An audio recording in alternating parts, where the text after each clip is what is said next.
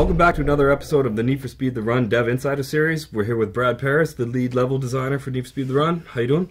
Good, how you doing? Good, good. So not only are you the lead level designer, but you're also working on the race AI as well. Yeah. So why don't you tell us a little bit about what's different in The Run compared to some other previous titles that we've done with the race AI? Yeah, so as you know, for The Run this year, we're doing something kind of new, which is the kind of action-packed story mode. Which is where we start to do like we're doing these action levels and new game modes and things that we haven't done before, where they're all kind of connected together. And so a big component of that is the race AI and coming up with opponents that we feel are competitive, number one, and also believable.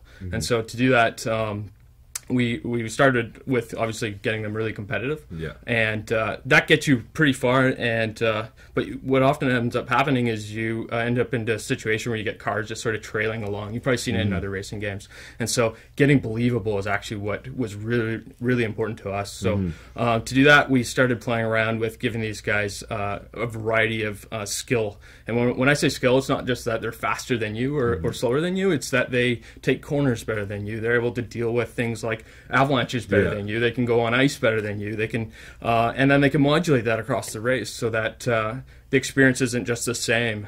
And that's really important to us because we're also doing something new this year, which is having multiple difficulty settings so that anyone can get in and really have a good time with the AI. So you got easy through to extreme, and extreme is pretty difficult. Yeah, I mean, you guys have probably seen the avalanche level. That was hard, so you can imagine what extreme is like. Yeah, it's pretty intense. Like I had a little bit of trouble with the Desert Hills, and the extreme level took me about 4 or 5 tries to beat it. It was really good. You guys are also introducing the concept of rivals this year as well, where there's certain key members in the race. There's 200 racers, but there's certain people in there that you're going to develop a rivalry with, and you'll see them race over race.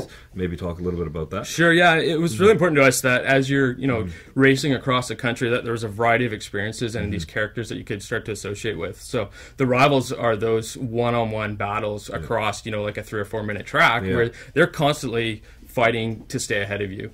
And there'll be times when you get ahead and these guys will just, do whatever they can to get in front of you, whether that's push you off the track, ram you from behind, or just, drive better than you through the corners. So that's awesome. Yeah, I mean, we see that in Independence Pass too, right? Where they got the one guy in the Audi R8 and we'll see him through a couple levels before you finally lose him in that little area. Why don't you tell us a little bit about the action levels and some of the stuff that we're able to do in the run that we've never really been able to do before?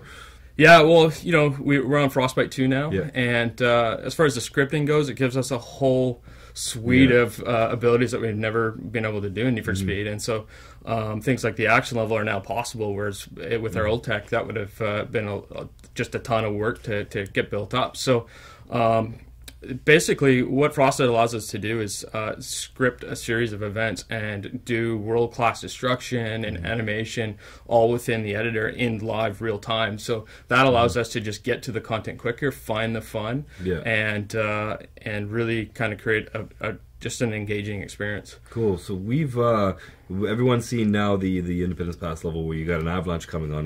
Can you give us a hint of like one other kind of cool? Because we know that there's a lot that we can't talk about because we want to save some surprises for when people actually play the game. But maybe like one other cool thing that will happen. Well, obviously we have Chicago, which is the helicopter level, and I mean in that level, like for all the levels, we wanted to have some unique gameplay with them. And so the avalanche, you're trying to avoid these moving obstacles that come down, and it's a race. But with the helicopter, you've got this spotlight that's trying to track you. You got to stay out of that light, which is some pretty fun gameplay. There's a third character class. So we've got cops, racers. We've also got the mob. And so the mob come in a couple levels, and they provide a new challenge, similar to the helicopter, but a little bit different. Just there's a lot of explosions and just it's a good time. Exactly. That's awesome. Well, it's going to be available November 15th, and thanks for taking the time and chatting with us. I can't wait for everybody to get their hands on these levels because we've had the chance to play them for a while. And it's kind of like, I mean, they're great, but I can't wait to see everybody's reaction to some of the stuff that we've done because it's pretty cool. Awesome. Awesome. Thanks. Thanks, guys.